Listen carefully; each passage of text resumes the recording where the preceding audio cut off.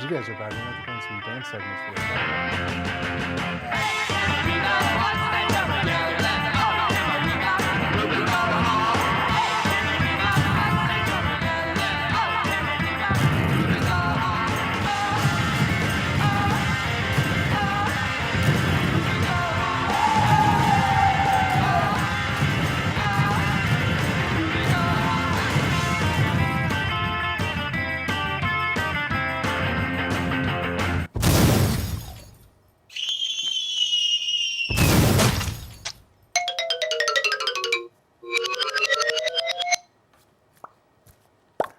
All right. And welcome to episode 104 of the most must-see show to ever hit the Bedford TV airways, or any airways, north, south, east, west, or any direction. The Wrestling Connection. I'm your host, as always, your brand new six-time WK King of Pay-Per-View champion, Mr. Ken Hill. Alongside me, as always, the future of professional wrestling, the Anaconda Wolf himself, Mr. Zack Martinkus. And you also forgot, though, the Big Four champ right here. Yes, the first ever. The first ever Big Four champion. Sad to say, Mr. J. Julian could not be with us this fine, crisp February afternoon. But we promised to deliver on 3.5 times the fun. Yeah, but hey, let's not forget. But one important thing, though, we are so thankful for that, and I'm sorry to say this, Brian Craig, but the originators of the Wrestling Connection hold both the titles. And make no mistake about it, we still include it on Twice the Fun. Now, speaking actually of originals, this a week ago from Sunday was actually, we hit the 2 years that Kenny, he made his debut for the Wrestling Connection. Of course, this past Sunday was my debut. Episode 2, I made my debut. Episode 1, he created the debut of the show, and we've been still rocking this 2 years in the making, and here we are 2 years later as the WK Pay-Per-View champion and the Big Four Pay-Per-View champion. So let's get on to it, though, with this week's Pay-Per-Review. And I'm telling you, Fastlane's, in my opinion, I thought it was good. Just one little, of course, you don't have the same opinion about, one little. Well, yeah, one thing, and the reason why we didn't feature any photos of this, because it was completely unnecessary and nothing but just bad filler, which is par for the course for WWE.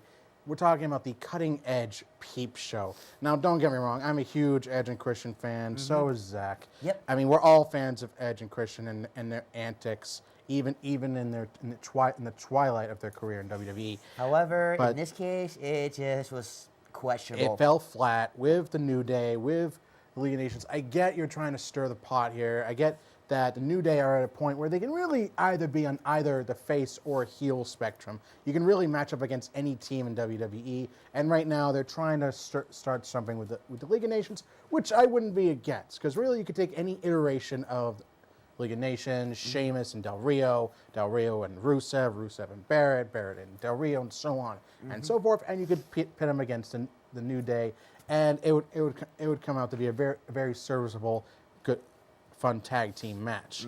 But that being said, the whole segment just completely fell flat. Yeah. I mean, the thing is, really the only person who's serviceable on the mic in terms of the League of Nations is King Barrett. Yeah. And he didn't get any mic time. We had to have Sheamus and Del Rio, and it was just awkward. Yeah, just completely awkward. He went from going from reeking of awesomeness to reeking of awkwardness. Just plain reeking. Yes. So, that being said, though, to change topics and whatnot. Changing gears. We'll go to what Del Rio is good at. And that is being a notorious heel, and a smart one at that. Oh, yeah. We kicked things off, which frankly should have been on the show. Because, I mean, think about it. If only the WWE had a U.S. title match to put in place of the Cutting Edge, it would have been an overall great pay-per-view. Exactly. And imagine that. For the kickoff match, we had a United States Championship match 2 out of 3 falls. So imagine if you just swap these two around, who knows? Yeah. But Yeah, I but mean, this anyway. match. I mean, this match was really good. It was hands down the was definitely one of the great ones. Though I mean, I mean, of course, these two went at each other left and right. Del Rio ended up getting the first pinfall. Actually, no, because if we look at the first photo here, Del Rio is actually smart here. Oh yeah, And right. WWE has this tendency with 2 out of 3 falls matches go like two like back and forth quick falls, and then have like a one-on-one regular match. That tends to be their style when it comes to 2 out of 3 falls matches. Right. Here they did something a little more formulaic, but still very, very good. They had Del Rio take a risk, getting himself disqualified to weaken Kalisto with a steel chair Right. and an arm, which leads up to the cross arm breaker. Right. So again, Del Rio being a very smart, cunning heel, okay? Losing the battle, but ultimately firing that kind of shot to win the war, which is what he was supposed to be focusing on in the 2 out of 3 falls match. Right. So then Del Rio would pick up the first fall later, quickly after, with kind of a modified double stomp, which actually looked a lot more crisp and a lot less awkward than his typical top rope finisher. Yeah, let alone trying to do go from the top apron to like right in the middle in between the ropes. They like a springboard off into double stomp, which actually works much better. Oh yeah. All right, so now we get to the third fall. Again, this was back and forth, and what was good about this, it wasn't like the last few matches where Kalisto was playing catch up. Okay, this was a very evenly paced match, lots of near falls, both men looking like they could come out on top with the win. Kalisto pulling off not an upset, but getting a definitive win, countering Del Rio's counter to the Salida del Sol and pinning him for the 3 count. Yep. So, safe to say, I think this is what kind of put Kalisto, I wouldn't say necessarily on the same level as Del Rio and Rusev and Sheamus, but very close to it, okay? Right. I mean, it kind of established him as a mid-carder who can also be part of the tag team, the Lucha Dragons. Yeah, and like I said though, it's good though that Kalisto is finally a champion that he can actually give it more meaning. Cena made it give it more meaning though. Pass the torch to Kalisto. So thank you, Kalisto, for actually giving the United States Championship more of a meaning and actually wanting other guys to actually compete for that title. So. All right. I mean, Brian, what are your thoughts? I mean, I know you had some differentiating thoughts for this pay-per-view. What are your feelings on the U.S. title match? Well, I just want to say, can you guys hear me good out there? Yeah. Well, first of all, I missed this match, and it's because I can't ever tell when the pre-show is actually going to be on. Sometimes when the pre-show match is going to be on. The pre-show always starts at 7. Sometimes the match is at 7 or 7:30. I was running a little late. The match started at 7. I was expecting to start at 7:30. That WWE needs consistency with that. I know I probably could have checked ahead of time, but I missed it. I went back and I watched it after, and it was a good match, but totally predictable. And that's one of my problems with Fastlane is that there was no real. No titles changed hands. I know I'm kind of getting ahead, but everything was sort of predetermined, and I didn't think that. Well, this was a good match in the ring. I didn't like that it was an undercard, and it was just too obvious on who was going to win. I mean, it wasn't. I mean, it was obvious, but I mean, clearly you're having the League of Nations kind of like lowballing going into the tag team division here. You don't really have any of them doing anything in the singles division at the moment. Right. So, I mean, and you want to have more of a focus on. I guess you want to have more focus on someone who's more energetic, who comes across better to fans with Kalisto. And of course, we have to remember, of course, the Latino audience. So Kalisto fits the bill for a lot of those qualities they're looking for in a mid-card champion. So I think I don't disagree with Kalisto being deserving of the title. I think that's good. I'm just saying there was no real drama to the match because if anybody's been paying attention, knew that Kalisto was going to come out on top here. Yeah. All right, so we move on to the next match. So we move on to the actual opening match for the pay-per-view, which was the Divas tag team. The Divas tag team match with Sasha and Becky going up against Naomi and Tamina Team Bad. Now, in this one, the main story was could Sasha and Becky get along? Could the former team Best at Everything, Team Bay members get along for one night? Right. Now, it turns out they could.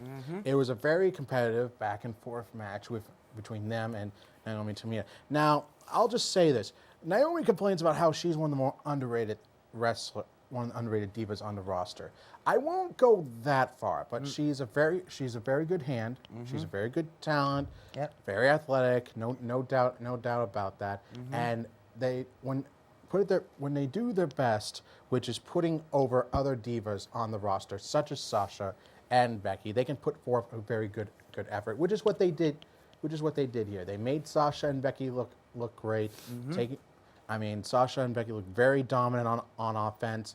Of course, Sasha and Becky picking up the win, which I'll admit was another obvious one because we knew, okay, we're looking at them and Charlotte going into WrestleMania. Right. You really don't see any of the former NXT divas losing here going into this. No. Nope, not at all. So. But again, what they could have done, and this is why I think it's lame, is you want the pay-per-view before WrestleMania to set up a new storyline. Why they didn't have Becky and Sasha turn on each other at the end to create some more drama is just beyond me. I mean, there was a perfect opportunity to do so. This is a pay-per-view. This is the pay-per-view before WrestleMania. This is where you want to move storylines forward. They did nothing to move the Becky-Sasha saga forward, and that was another problem that I had with it. Well, they followed that up on Raw the following night. I would elaborate on that more with photos, but some of them couldn't make it. No, yeah, I'm just talking about the pay-per-view. I mean, Right. they want to make Fastlane a big pay-per-view. You got to do those things at the pay-per-view. I understand that, but okay. But they did do that on Raw the following night. They had Charlotte come out after she retained her title against Rhea. We all knew it was going to happen, so there's no spoilers there. Yeah. Charlotte came out, announced that there was going to be a #1 contenders match with Sasha versus Becky. Now, the way this is clearly going to go down, I'll make a brief prediction here. Essentially, I imagine Charlotte's going to come out, get involved, attack both divas, cause a double disqualification. The logic being that, okay, since neither diva won, that means neither diva gets to face Charlotte, and she gets a clear sailing through WrestleMania. Of course, that won't be the case because the officials will recognize that even though neither diva won, neither diva lost. So there you go, triple threat match for WrestleMania for the Divas Championship. Seems pretty set in stone the way this is going down. Right. It's obvious, but at least they're getting a good build up, a running start to WrestleMania with the aftermath on Raw, which actually had a lot. Oh yeah, we'll go Right. on to a little bit more for that. Yeah. But anywho, Moving on. Moving on to technically the second match of the evening was the Intercontinental Championship, Kevin Owens versus Dolph Ziggler. Now, in case you haven't been watching like the last 3 weeks, these guys have been facing off one-on-one time after time after time. Picking up pinfalls on one another. Yep. So this was more or less an even-keeled feud going on here. Of course, WWE's 50-50 booking at work. All right. Again, this was an interesting match. It was certainly one of the matches of the night. I'll give them that. Wasn't what you expected to be getting, where Owens was using more like wear down holds. Not like the typical Owens way, where he's like bad mouthing his opponent and the audience the whole way through. Yeah. But essentially, kind of like they slowed the match down. Then, as the match came along, they started picking things up. They started hitting more of their signature offense. We started seeing more high flying. We started seeing more brutal pound and ground offense from Owens, such as the senton on the ringside floor, which good. It was. Even though like Kenny and I, we even watched this sucker, and it gave us chills. Just seeing that. Yeah. It was just ooh. All right, and I guess this was another back and forth one. Lots of fun near falls. Ziggler hit Owens with a couple super kicks. Owens caught Ziggler with a big time super kick. These two fought until they could not. They literally could not. They couldn't stand. They were leaning off each other at points. They were that worn out, and it really came down to Owens capitalizing a mistake by Ziggler. Pulling the ref in front from when Ziggler was going for a super kick. Owens capitalizing on that, kicking the knee out from Ziggler, and then going for a short-on version of his pop-up power bomb. So Owens picking up a huge win, leading into WrestleMania, and I think pretty much putting a definitive end to this little mini feud that he and Ziggler had going on. Because, I mean, like I said, this I'll agree with Brian on this one. This is another obvious one. Owens had just won the championship. He's been talking a big game about KO Mania. He wasn't going to lose the championship right after winning it, unless WWE was ready to play their last year's game of play hot potato, the IC title. Yeah. But they weren't doing that this time around. Owens retains. He's going to WrestleMania. We're likely going to see some multi-man kerfuffle over the IC title. Oh, no doubt about it. I wouldn't actually mind seeing a repeat of the ladder match. Oh, yeah. Because that was one of the better ones. I mean, you could have a ladder match. You could have a TLC match. I mean, you could do a number of things with the IC title. I could definitely see a lot of faces, mid-card faces, popping up for that. I could see Ziggler, certainly. I could see Tyler Breeze. I could see Stardust. I could see a lot of no-names that aren't really doing anything at the moment pop up and make themselves known for the IC title picture. Right. So I mean, in the meantime, but Owens here looking like $1 million with his newly won Intercontinental Championship. Yep. Steamrolling into WrestleMania. Oh, sorry. Hashtag KO Mania. Yeah, and it was kind of interesting though, like that even on SmackDown last night, that he was going to try to grant Dean Ambrose a rematch. Of course, him blatant unbeknownst, yeah, right, thinking that Dean Ambrose wasn't there, and he was thinking, oh, I got the night off, and here comes the Big Show. Big Show. They have a one-on-one match, non-title, which Owens surprisingly win by countout, capitalizing on a mistake by the Big Show. So again, Owens is being built up as a heel, not necessarily a cowardly heel, but just the fact that he capitalizes on the seemingly small mistakes that his opponents make. Ziggler hesitating on a super kick, Big Show getting hung up on the ropes. I mean, so again, I like that they're not building him up as the quote unquote cowardly heel here, but more like a capitalizing heel, right. An opportunistic heel, much in the same vein as Edge. Right. So with that being said, though, right, pushing forward, moving on to the next match. Was an interesting one. We had the Divas Championship. Of course, Charlotte defending against Brie Bella, who we all know is Daniel Bryan's wife. Of course, we see here, if you look down in the lower left corner, Brie wearing a tribute to her husband, the infamous kick pads from his match at WrestleMania 30, where he defeated not only Triple H but Batista and Randy Orton. Yeah, so basically demolishing Evolution altogether. Exactly. Okay, so wearing them in memoriam of her husband who recently had to retire.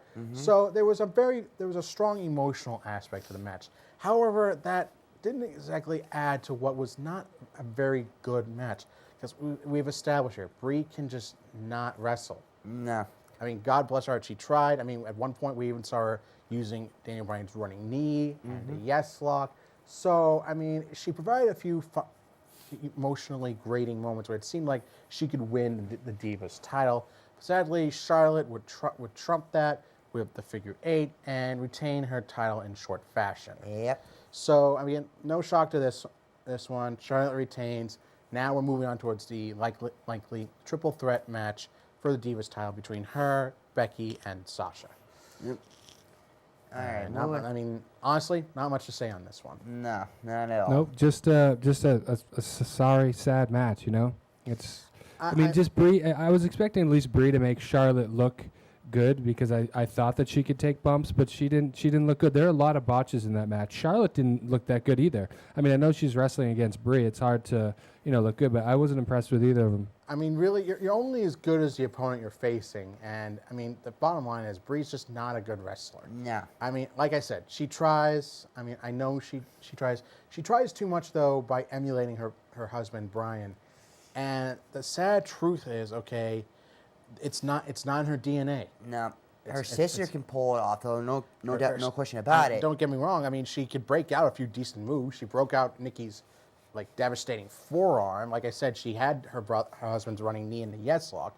So it's not like she can't pull out a good move here or there. But the problem is she can't piece together a good match. Right. I mean, she had her own good set of movements, and all this and that, though, then she would be a decent. Then she But would she be didn't. decent. She didn't translate them well. She didn't put them together well enough. Yeah. Okay. It's one thing to pull out a few good moves. It's another thing. It's another creature entirely to put them all together and make a good match. Right. All right. So I mean, So moving on, we come to the first of two main events, which was AJ Styles versus Jericho in their rubber match.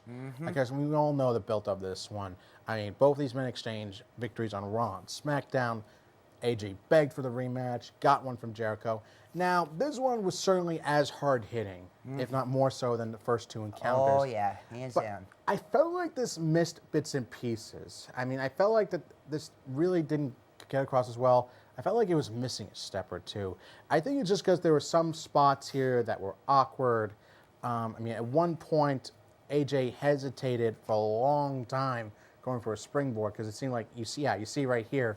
I mean, this was just an awkward spot right here because AJ was hesitating for a long time. I think he was waiting for Jericho to get in position to counter him. That's where it kind of got awkward. And I think we had to realize, okay, that this was not going to be a perfect debut for AJ. There were going to be some bumps in the first few weeks here as he acclimates himself to the WWE style of wrestling. It's not like, okay, it's just flowing from one move to the next like he did in TNA or Ring of Honor or New Japan Pro Wrestling. Right. Okay, you have to understand that there's a lot more setup involved when it comes to WWE's wrestling style. Yeah, and plus not to mention, and I actually learned about this a couple of weeks ago when me and Julian went to the wrestling school.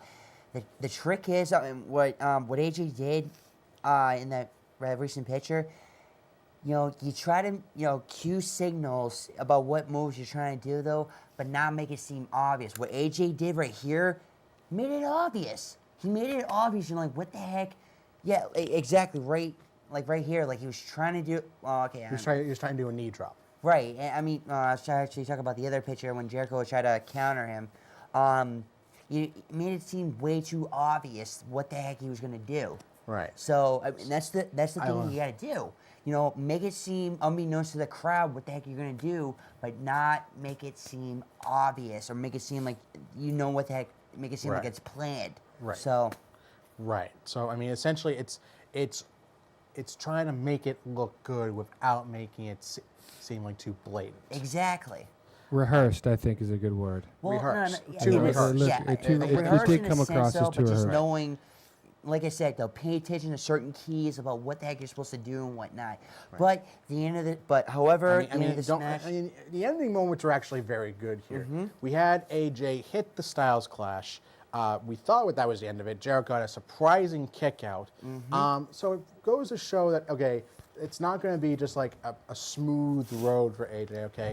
That there are going to be times where you surprise. Frankly, I wish they'd waited a little bit later down the line to have someone kick out of the Styles Clash. Yeah. I mean, it's all, like I said, that's been his bread and butter for the longest time. Oh, yeah. So, I mean, you kind of want to establish that going in. But I guess I can understand. I mean, Jericho is like his first big deal opponent. You want to have like a shocking match. I think that's what bumped this up a little. Was just kind of like the curveball they threw us here with Jericho kicking out of the Styles Clash. But I mean, AJ didn't let that deter him. He had his veteran savvy going, rolled right into the calf crusher, and a very rare thing you don't see this very often. Jericho taps out. Oh yeah. You do not see that a lot from Jericho, but let alone to a new fish in the sea that is the WWE. So essential. I mean, Jericho would shake AJ's hand, and we find out later on this week on Raw and SmackDown, Jericho does now respect AJ a great deal. Maybe a little too much. So maybe this is hinting at somewhere down the line. Right. Dissension. But for the moment, they seem to have formed a new veteran tag team of sorts. Yeah, to AJ. Which Which is a little much. And I mean, it sounds more like something you see on a fan fiction than an actual tag team. But we're getting a little too further down the rabbit hole, so to speak. Exactly. So anyway, again, AJ picking up the win over Jericho, winning the rubber match. Now they're a tag team. Now they're focused on tag team titles, which makes it an interesting situation as far as the New Day, the League of Nations, and Y2AJ and all the other tag teams go. So we could very well be seeing some 3-team or 4-team or even a tag team turmoil match at WrestleMania. Yeah, which we haven't seen in a while, actually. We haven't seen in a couple of years. So this could be a very interesting situation going into WrestleMania as far as the tag team titles go. Yep. Especially since they, along with Y2AJ, along with Mark Henry, picked up a win over the New Day on SmackDown. Yep. So, and I think, I don't know, do you have the photos for R-Truth match? Or? No, I did not. Because this match kind of popped on us on nowhere. Yeah, and why wasn't that the undercard match? Yeah. I mean, that should have been the undercard that match. along with the Cutting Edge Peep Show should have been on the undercard. That should have been on the pre-show. Right. I mean, it was a do-nothing match. I mean, Curtis Axel versus R-Truth. Goldust found his way to ringside because he's still trying to more or less court R-Truth to form the tag team called Golden Truth. And of course, this Goldust interference actually ends up costing R-Truth, and Curtis Axel gets a rare win for the Social Outcasts. Yep. Now, I'm sorry to say this, and I'm just going to state this out loud. This is a complete rehash of the Booker T Goldust tag team storyline. Yes, it is. A complete rehash. Yeah. Because this is essentially, they got it down to a science. Booker T was, for the first couple of months, totally against the idea of tag teaming with Goldust. Whenever Goldust would get involved in Booker T's matches, always cost him victories. Then they started gelling. Then it got a little awkward.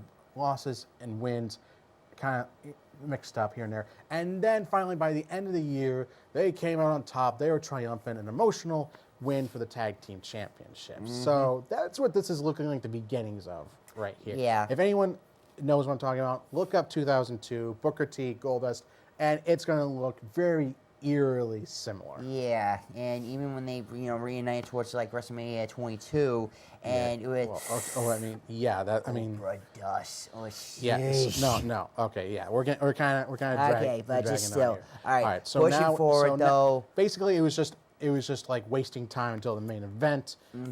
We come to the triple threat match: Roman Reigns, Dean Ambrose, and Brock Lesnar. And basically, how this started out with pretty much any match Lesnar's in: suplex after suplex after suplex after suplex. At one point, he and I were actually keeping suplexes, and surprisingly, we thought that Ambrose was going to get more suplexes. Nope. Except he and Reigns more or less ended up tying with like 6-7 suplexes each. Actually, because what it was. No. Reigns won it though. It was 6-5. 6-5. Okay, so Yeah.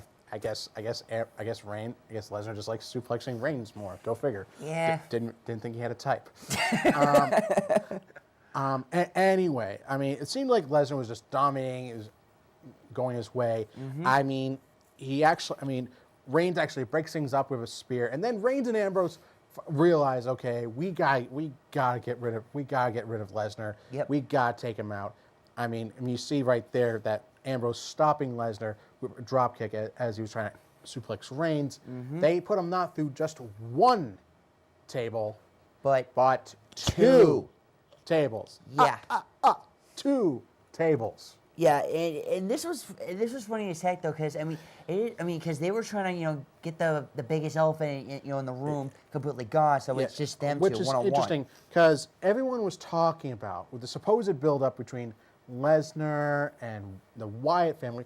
We thought we were going to see some sort of interference by Wyatt. Actually, we forgot about the match. Actually, the one match that Greg got out of everyone, which we are so thankful he's not here to brag about. Yes. Was Ryback, Big Show, and Kane going over. Oh yeah, there are no pictures of that in here. Oh, That's okay, all- I guess they can go through. That's all right. Ryback, Kane, and Big Show going over the Wyatt family, which was frankly a shocker to me because I just thought that, okay, the Wyatt family are going to storm through here. They're going to look strong going to WrestleMania. Once again, WWE's 50-50 booking. They lose here, but they get a win on Raw thanks to Ryback walking out on Kane and Big Show. Yes. And Ryback basically stating that he got his revenge at Payback. He no longer has a need to tag team with anyone. He's tired of tag teams and factions, everything else. He's looking out for himself now. And essentially, he actually came up with a pretty half-decent catchphrase. The glass ceiling, the brass ring, break it, take it. Yeah. So I mean, I think that's what Ryback just needs to be. He needs to go back to being his solo, loner, dominant self. He needs to pick up some steamrolling, squash wins. I think he kind of needs to find himself. He needs to find his center again, more or less. Yeah. So it's, but yeah, But- and it's just. But I think it's kind of ironic though. Like, I mean, as of late though, Ryback has his fair share of, like, new movements and whatnot though. But you can't help but notice the very similarities. Now Bill Goldberg. Now we're getting the serious Goldberg vibes.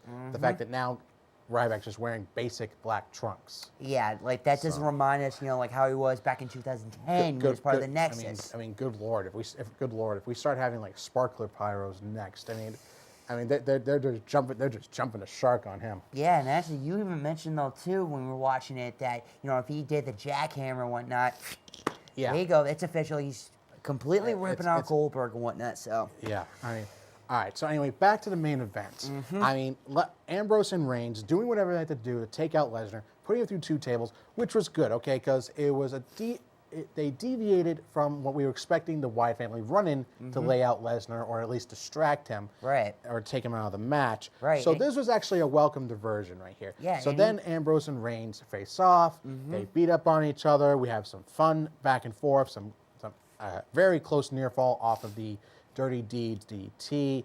And just as it seemed like Reigns was closing in on Ambrose, here comes Lesnar storming back as usual with a big-time suplex to Reigns when Ambrose was in the Samoan drop position. Yeah, so I think we would call that what, a Samoan suplex? A Samoan suplex, yeah, pretty much.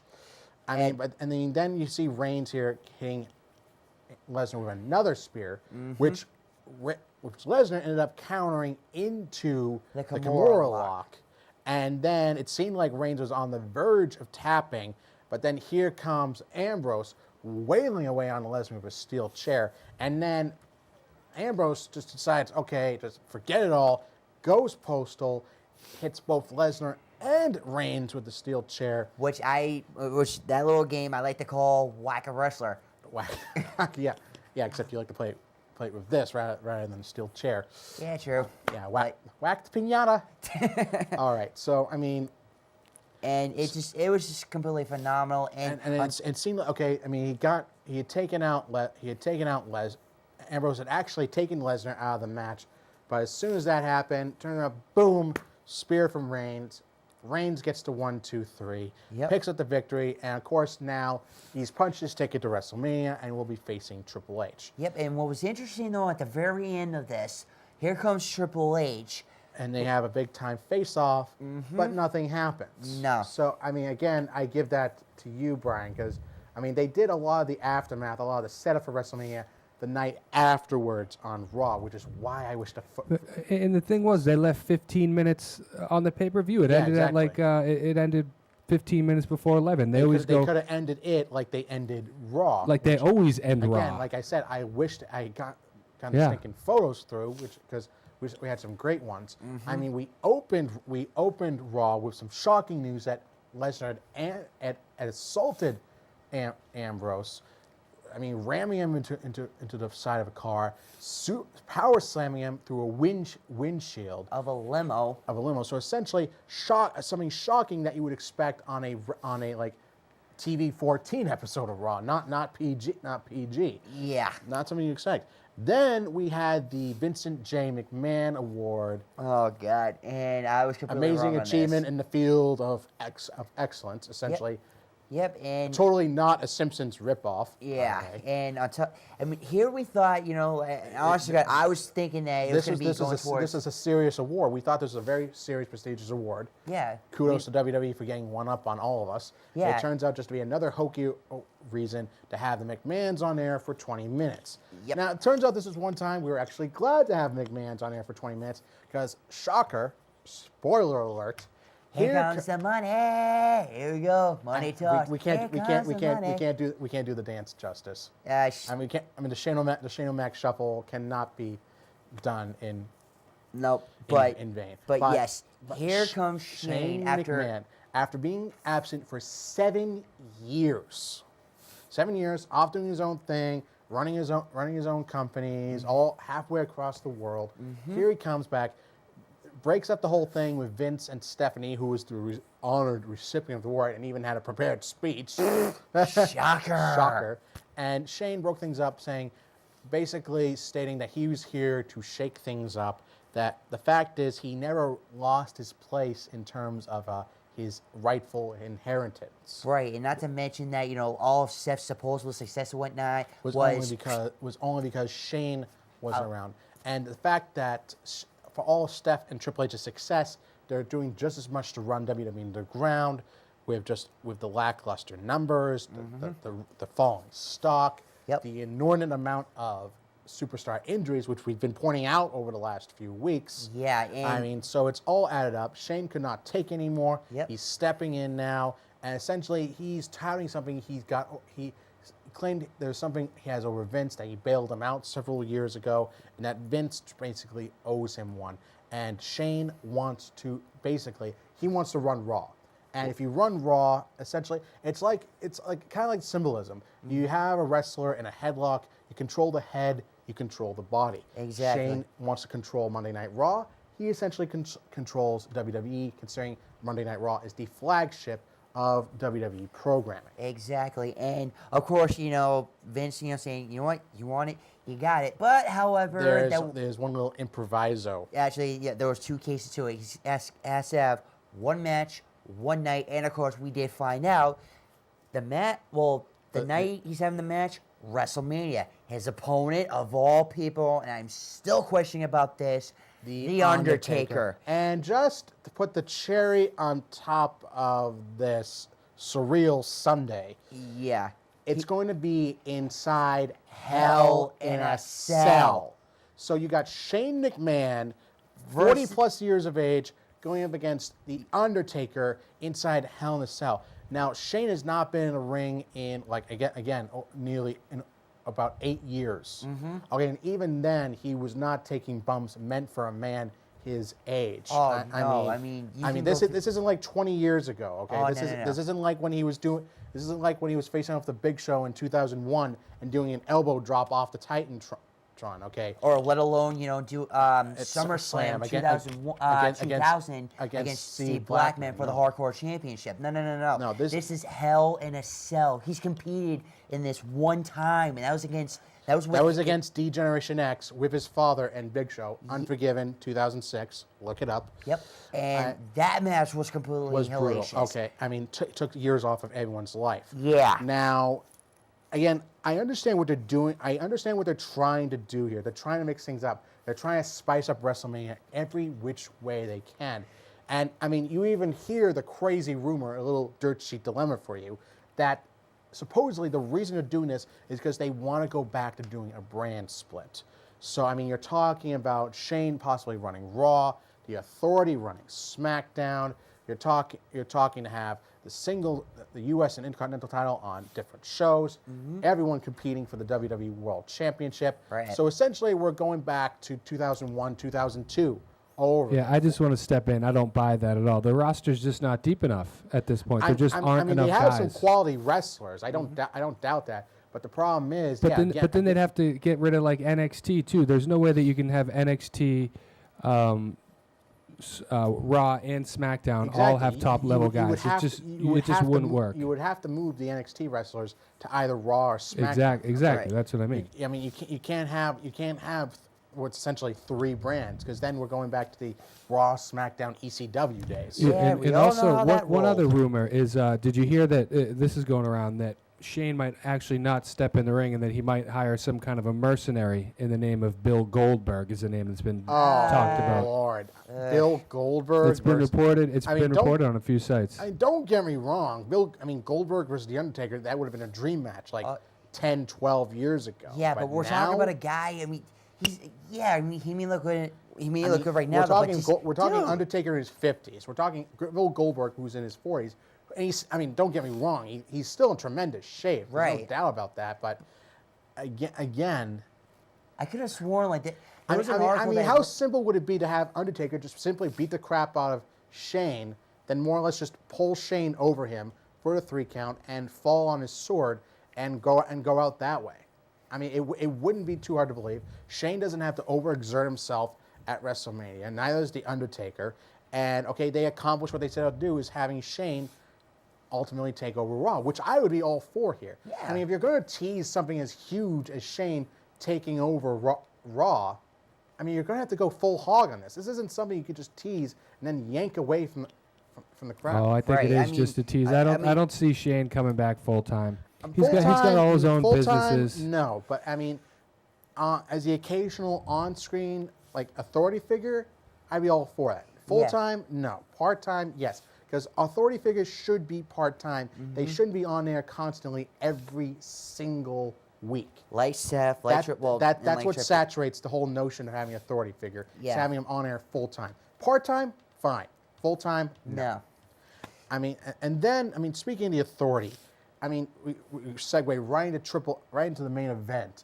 Actually, no. There's actually one other thing you did miss though. Well, okay, Brock Lesnar. When he made was actually was Lesnar and Heyman out in the ring, pretty much laying out the challenge to the entire locker room that Lesnar needs an opponent at WrestleMania because Lesnar is the main event of WrestleMania. quote unquote. Not exactly a truth, not exactly something you could dispute, especially with Lesnar. Yeah. All right, so they threw out the challenge to anyone. Here comes, of all people, Ambrose, who, in typical Ambrose fashion, hijacked an ambulance. He hijacked an ambulance, drove back into the arena. He was basically, he couldn't even walk to the ring. He crawled, he rolled, he did everything he could to get back to challenge Lesnar. And what does Lesnar do? I wish I had gotten the photo for this. Once again, Lesnar steps on Ambrose's face. Yeah, he just walks right over him, treats him like so much carpet, and just steps right over him and basically says, "Screw you." Yeah, but of course, however, Dean Ambrose, knowing the guy the guy can't die, gets a hold of basically Mike. calls him out and whatnot, and above tells all, tells him the kisses what? is hindquarters more or less, and basically challenges Brock Lesnar to a no-holds-barred street fight. Kind of redundant, but he got the point across. Yeah, and I mean, Lesnar comes back down, lays out Ambrose with F5, and in typical Heyman fashion, Paul leans down and says, that's Lesnar's way of saying he accepts. yeah. So now, in the span of one night, we've gotten 3 matches for you. We've gotten Lesnar versus Ambrose, got Undertaker versus Shane McMahon, Hell in a Cell, and we got Triple H versus Roman Reigns for the WWE Championship, which we got a lot more build up to with Triple H storming the ring, going after Reigns in revenge for how Reigns laid him out at TLC last year. Oh, yeah. I mean, just basically bouncing him off the announce table like a basketball, busting Reigns open the hard way, breaking his nose in several places, requiring reconstructive surgery, and laying him out with a pedigree on the steel steps. So essentially, but here's the big problem, here's the $1 million issue here, is that the crowd was cheering Triple H the entire time. Yeah. The entire time. Okay, they were gaga for it. But let me put it this way. I don't mean to provide a visceral image for this. If Triple H had lopped up Reigns' head and held him up like a trophy, the crowd would have been cheering like ravenous animals the entire time. Yeah. Because they had Reigns go up against 2 internet darlings in Lesnar and Ambrose last night at Fastlane in Ambrose's home state, and then you have Triple H coming out looking all like the conquering hero over Reigns, and this is basically the biggest bust they've had in trying to get Reigns over. I mean, you had the opportunity square the night after TLC, having him get a big win in Philadelphia with Reigns winning the WWE title, finally triumphing the Authority, and they just basically throw it all away, and now the crowd is completely, if not completely, about 99.9% against Roman Reigns. Yes. So what they plan on doing for this, I don't know if they plan on having Triple H go over. I don't know if they have him go the whole route of Pentagon Jr. and Vampiro, supposedly having Reigns be Triple H's secret apprentice or something. I don't have him say, you have done well, you've won the you have earned the championship, and a place at my side. I don't know if we're going that route. I don't know what we're going. I'll be the first to admit, I don't know what we're doing here. I don't know what's going on for WrestleMania. I don't know what's going on with Triple H or Reigns. I don't know what the plan is. Yeah. What are they going to do here? Yeah, it's just completely questionable. I mean, heck, when I was Because Vince is on us. I mean, Brian. I mean, I know we need to sign out in a few minutes, but seriously, Vince is on the USS Reigns, and it is sinking like a stone. Well, I mean, I think this would be perfect time for a Roman Reigns heel turn. Thank you. You know? Yeah. I mean, I think that's really what this requires at this point. Basically, I think they just need to go the route I just suggested right here, the way of Vampiro and Pentagon Jr. from Lucha Underground. Basically, have it be that Triple H was secretly testing Roman Reigns. They have a big, bloody, physical match. Reigns comes on top, but just barely, and Triple H says, "You more or less, you have done well. Welcome to the fold. You are the champion. I knew you could be." The ruthless aggression and everything else, and they raise each other's hands in solidarity, and that would be your shocking, albeit See, I like Yeah, the finger. so I like the basically- finger poke of death scenario right not here. the finger poke at that. That's what I like. That's what I No, want to think this see. should be similar to what was it? The Rock versus Stone Cold Steve Austin, match 2, WrestleMania 17. Exactly. I mean, how apropos would that be? The WrestleMania that got me into wrestling. That something like this would happen. Hey, 15 years. yeah, you never know what the heck's gonna happen, though. I mean, we are still a couple weeks away from WrestleMania. You know, anything is possible. We're on still this. going to have a lot more to get into. Like I said, there was a lot coming out of both Raw and Fastlane. So I mean, we'll have even more to go into in the coming weeks leading up to WrestleMania. So in the meantime, folks, have a good weekend. We're signing off here, episode 104 for the Wrestling Connection. If you have any comments or questions about Fastlane or the upcoming WrestleMania pay-per-view or anything else, email us at wrestlingconnection@gmail.com. We really got to get one of those scrolling bar things. Yeah, we really do. We'll yeah. work on it's just that. like, All right, yeah, wrestlingconnection@gmail.com. check out our Facebook, Facebook.com/wrestlingconnection. and also check out our past and present episodes. Past and present episodes on our YouTube channel at The Wrestling Connection. Of course, our Twitter handle at WConnection for all the little quips and quotes about professional wrestling. Yep. In the meantime, for Zack Martinkus and Mr. Brian Williams Jr., I am your Pontiff Professional Wrestling, Ken Hill, signing off here at The Wrestling Connection. Of course, Big 4 pay-per-view champion Zack Martinkus, reminding you, as always, to be connected, get connected, Stay connected. Have a good night, ladies and gentlemen. The lovers, the dreamers, and me. La da da dee da da da. La da da da yeah. Have a good night, folks. Have a good weekend, and stay awesome. Oh yeah!